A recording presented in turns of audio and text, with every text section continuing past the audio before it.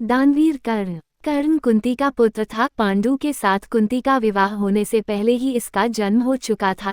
लोक लज्जा के कारण उसने ये भेद किसी को नहीं बताया और चुपचाप एक पिटारी में रखकर उस शिशु को अश्व नाम की नदी में फेंक दिया था। इसके जन्म की कथा बड़ी विचित्र है।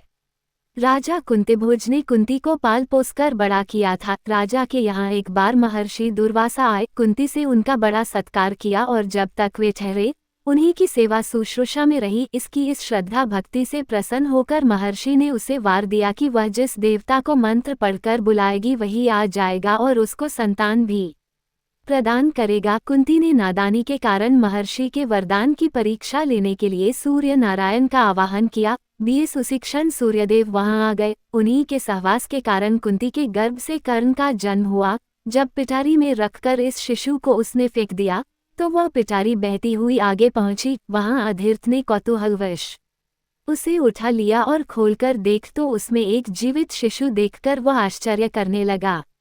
अधीर्थ उस शिशु की निरीह अवस्था पर करुणा करके उसे अपने घर ले आया और उसका पालन पोषण करने लगा। उसने उसे अपनी संतान समझा। बालक के शरीर पर कवच कुंडल देखकर उसको और भी अधिक आश्चर्य हुआ और तभी उसे लगा कि वह बालक कोई होनहार राजकुमार है। उसने उसका नाम वसुसेन रखा। वसु का अर्थ है धन। कवच कुंडल रूपी धन उसके पास था। विधाता ने ही उसको इसे दिया था, इसलिए उसका नाम वसुसेन उचित ही था। वसुसेन जब कुछ बड़ा हुआ तो उसने शास्त्रों का अध्ययन करना आरंभ कर दिया।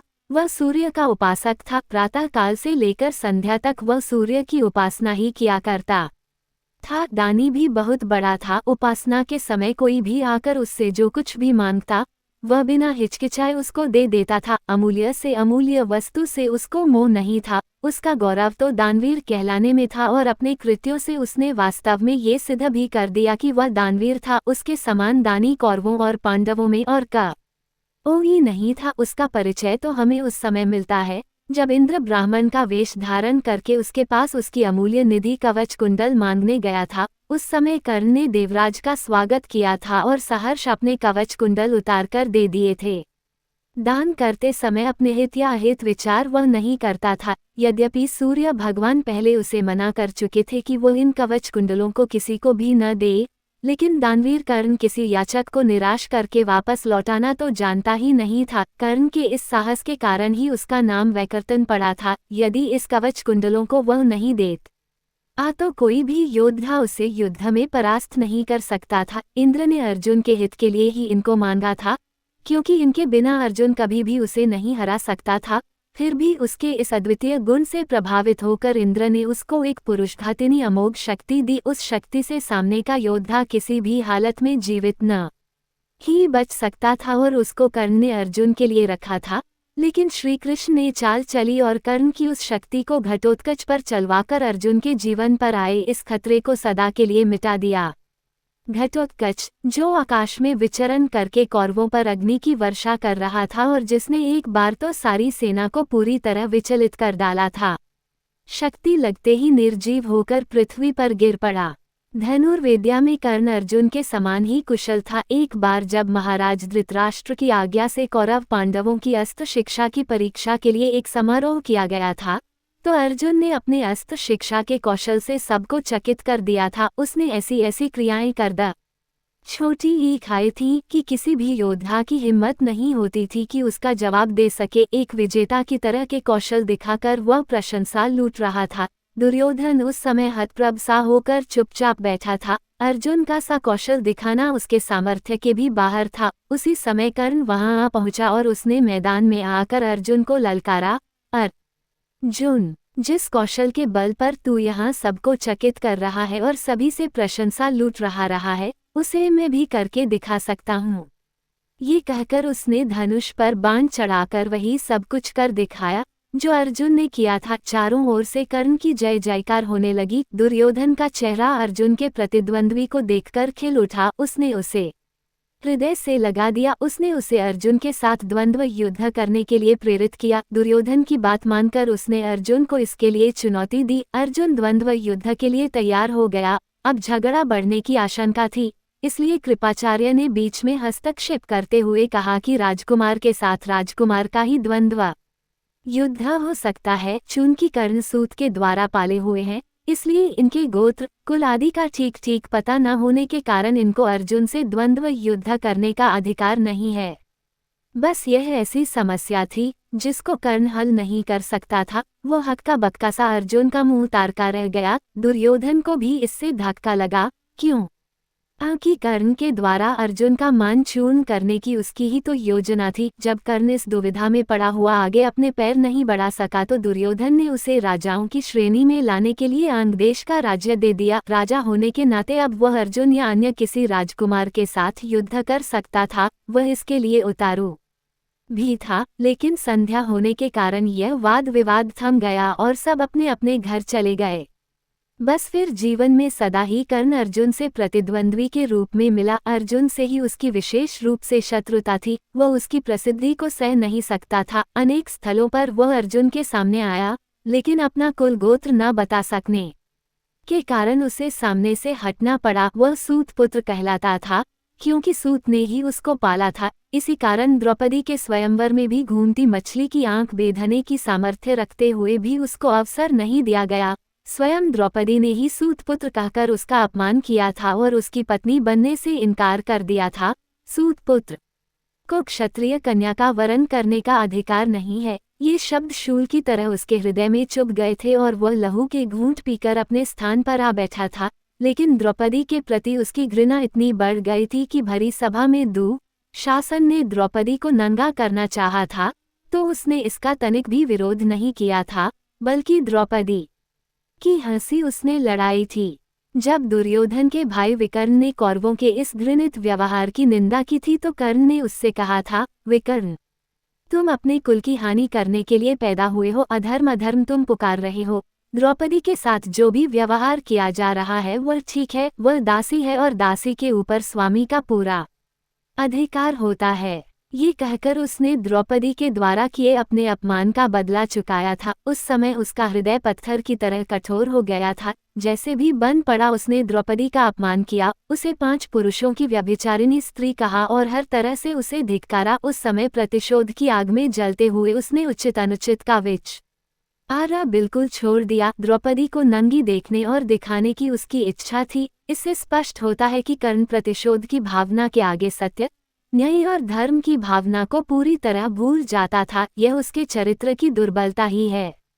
कर्ण स्वभाव से कुटिल भी था। वह दुर्योधन को इसी प्रकार कुचक रचने की सलाह दिया करता था जैसी शकुनी देता था। जिस समय जुए में हारकर पांडव वनवास के लिए चले गए और द्वैत वन में वे अपना समय काट रहे थे, उस समय कर्ण और शकुनी की बातों में आकर ही दुर्योधन अपने परिवार के साथ पांडवों को चिढ़ाने के लिए पहुंचा था। लेकिन यहाँ चित्रसेन नामक गंधर्व से इनका सामना हो गया। भीषण युद्ध हुआ। गंधर्व राजा ने अपने पराक्रम से सबको परास्त कर दिया और परिवार सहित सभी को उसने बंदी बना लिया। कर्ण तो अपने प्राण लेकर युद्धस्थल से भाग ही गया था। फिर युधिष्ठिर के कहने और अर्जुन के भी प्रयास करने पर चित्रसेन ने दुर्योधन आदि को छोटे उकत कर दिया।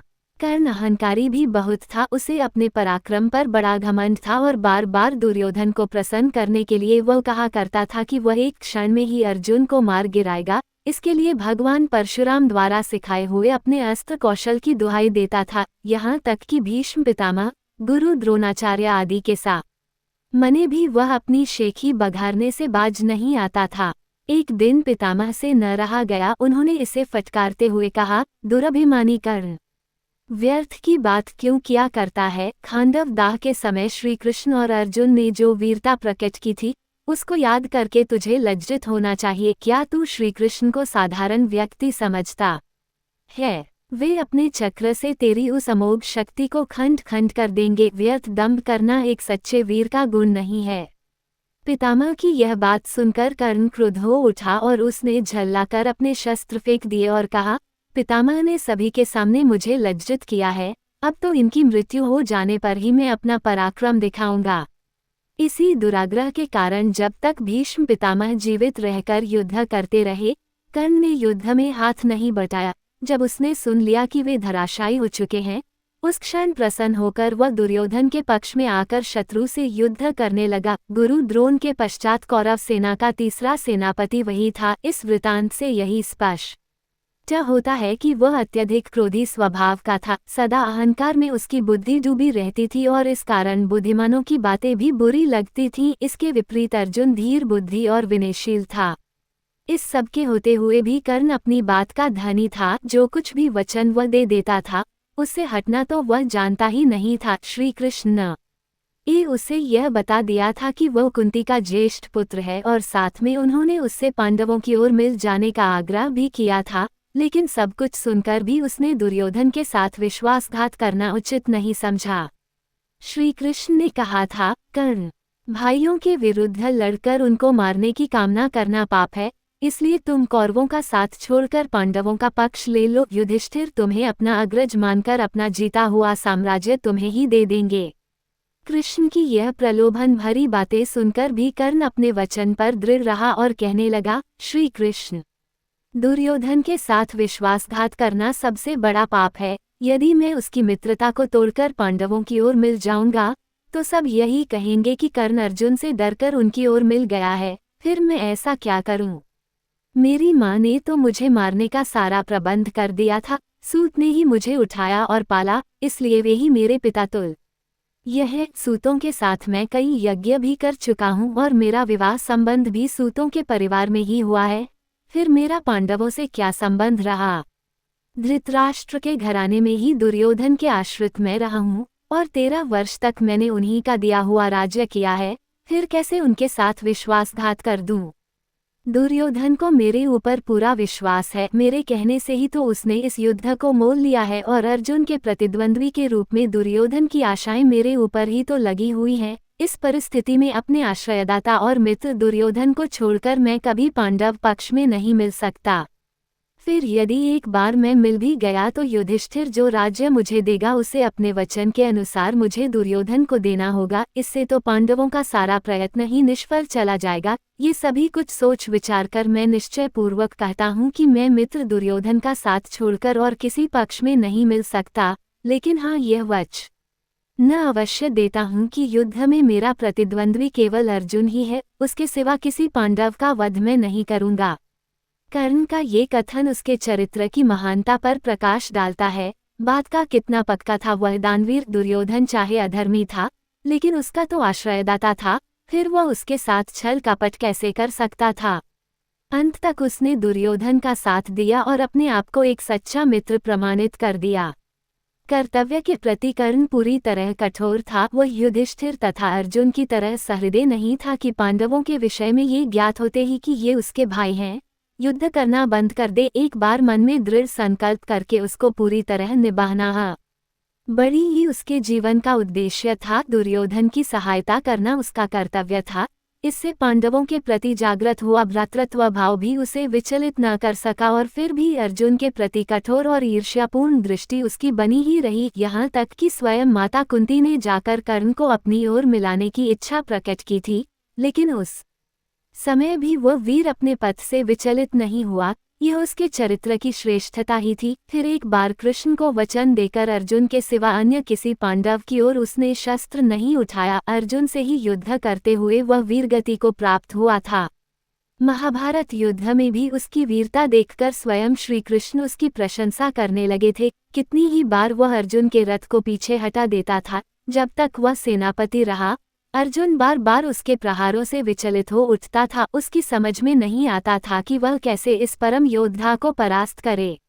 अंत में पूरी तरह निराश होकर उसने कृष्ण की ओर देखा। कर्ण के रथ का पहिया जमीन में धंस गया था। वह उसे निकालने का प्रयत्न कर रहा था। उसी समय कृष्ण के इशारा करने पर अर्जुन ने अन्याय का आश्रय लेकर उसका वध किया। नहीं तो उस वीर को मारना बहुत कठिन था। फिर यदि उसके हाथ में इंद्र की वह अमोघ शक्ति होती तो फिर सको कोई भी पराजित नहीं कर सकता था और यह निश्चय था कि वह अर्जुन का वध करके विजय का शंख फूंक देता। लेकिन विधाता की यही गति थी। अमोघ शक्ति को वह पहले ही घटोत्कच पर चला चुका था। अब उसके पास विशेष अस्त्र कोई नहीं था। फिर भी बड़ी कठिनाई से अर्जुन उसे मार पाया था। महाभारत में जहाँ भी उसके पराक्रम का वर्णन या है, वहाँ अर्जुन के बराबर ही उसको पराक्रमी माना गया है और था भी वह इतना ही पराक्रमी। कर्ण के पराक्रम में धब्बा लगाने वाली एक बात यह है कि वह कपटी भी था। वह सदा सत्य और न्याय का ही आश्रय नहीं लेता था। उसने अल्पवयस्क राजकुमार अभिमन्यु का चक्रव्यूह के भीतर औरों के साथ मिलकर वध किया था। उसी ने उसके धनुष को काट गिराया था और फिर उस निहत्थे बालक पर 6 महारथियों ने मिलकर आक्रमण किया था, जिनमें से एक वह भी था। निहत्थे बालक की हत्या करने का अपराध सदा उसके चरित्र के साथ लगा रहेगा। इसीलिए इतना पराक्रमी होने पर भी कर्ण अर्जुन की तरह महापुरुष की कोटि में नहीं आ सकता। उसका हृदय कलुषित था। इस तरह कर्ण के चरित्र पर दृष्टिपात करने से मालूम होता है कि वो किसी दृष्टि से महान था और अपने किन्हीं व्यवहारों के कारण पतित भी था। उसकी महानता उसके दानवीर होने में है, उसके दृढ़ संकल्प होने में है, उसके अपने मित्र और आश्रयदाता के विश्वासपात्र होने में है। लेकिन छल और कपटपूर्ण व्यवहार, व्यर्थ का दंभ और क्रोध उसके चरित्र की गरिमा को कम करते हैं। वह इतना पराक्रमी था कि उसके मरते ही दुर्योधन का सारा धैर्य टूट गया था और अब उसे अपनी पराजय की आशंका निश्चित लगने लगी थी। और वही हुआ भी। कर्ण की मृत्यु के पश्चात कौरवसेना का विनाश हो गया। स्वयं दुर्योधन भी भीम के द्वारा मार डाला गया। युद्ध में पांडवों को विजय प्राप्त हुई।